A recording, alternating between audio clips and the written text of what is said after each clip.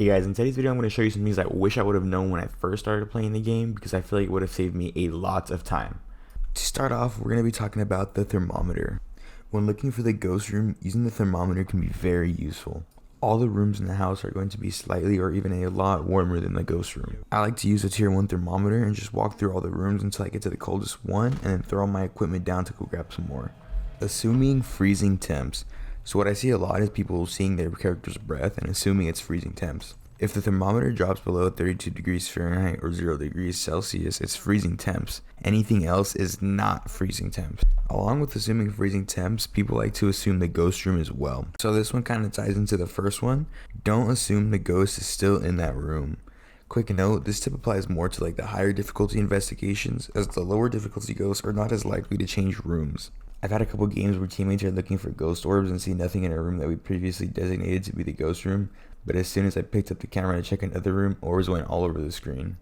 This happened because at one point, the room that we had set up in might have been the ghost room, but the ghost bounced into another room next to it and we didn't know until I checked for orbs. Another way to check is to consistently monitor the thermometer, check for freezing temps, and make sure the room you're in is still the coldest one.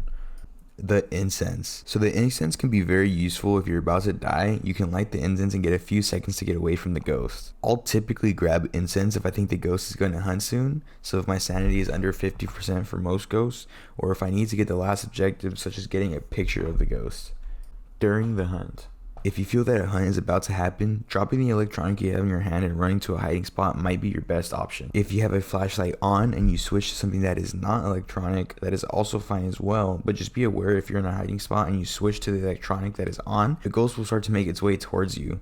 This also applies to things such as headbands. Another way that ghosts can find you is if you're in a hiding spot talking. This one's kind of a no-brainer, but if you're talking during a hunt, the ghost will zoom to wherever you are.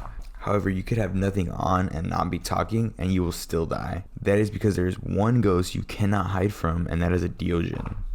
Thankfully, the Deogen can be extremely fast if you're far away, but as the Deogen gets closer, it will get extremely slow, which brings me to my next point. Sometimes hiding is not the best option. Often, I feel that if I'm too far from a hiding spot or if I'm not sure it's even available, finding somewhere that will break the line of sight between you and the ghost might be the better option. This will also allow you to see the ghost, which may help you determine what ghost it is. When you're hiding, paying attention to the small details can help you determine which ghost is outside that closet door. Each ghost has different speeds, where the fast ones are going to be Moroi, Revenant, Thaye, Deogen, Hantu, Raiju, the Twins, and the Mimic. That's fine because each of these ghosts are going to have things that will distinguish them, such as the Moroi being the fastest ghost in the game, as well as being distracted for 2.5 seconds longer than the usual 5 seconds after an incense burn, the Revenant only being fast when the character is in the line of sight, the Thaye being consistently fast, note the decay if you're in the ghost room long enough, the Deogen being very fast until he gets close, Hantu being faster depending on the room temperature, Raiju being fast only around electronics, and then the Twins being fast or slow depending on which twin you get during the hunt. The Mimic will mimic other ghosts, so the ghost is oddly slow and then gets really fast and then a normal speed like all other ghosts, then it might be a Mimic. Some other things that may reveal the ghost type are the frequency of the blinks.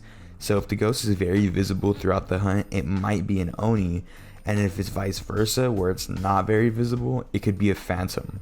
Another visible trait is the Obaki, where the ghost model will switch for a second and then switch right back. One more thing I want to add is to just be patient. Like I found a lot that with the spirit box, sometimes I can talk into that thing like the whole game, and then I won't end up getting spirit box until like the last second after we already decided it was probably another ghost. Another thing you can do if you feel like the ghost is just gonna hunt you over and over again and you don't have enough time is to just keep the lights on. Now people don't really like doing this because if you keep the lights on you can't use certain things like the spirit box, but if you have the lights on, it'll allow your sanity to drain a lot slower compared to sitting in the dark. The lights can also provide like useful information like the Jinn never turning off the breaker or the Mare always shutting off your lights. Using the journal can also help you to find the right ghost by eliminating certain types of evidence. So let's say we have dots and freezing temperatures. What we're gonna do is we're gonna go down each evidence to make sure it can't be that one. So we hit EMF level 5, it can be an Oni. If we hit ultraviolet, it can't be either of those. So it can't be ultraviolet, it can't be ghostwriting, it can be ghost orb, but it can't be spirit box. So we're either looking for EMF level 5 or ghost orbs.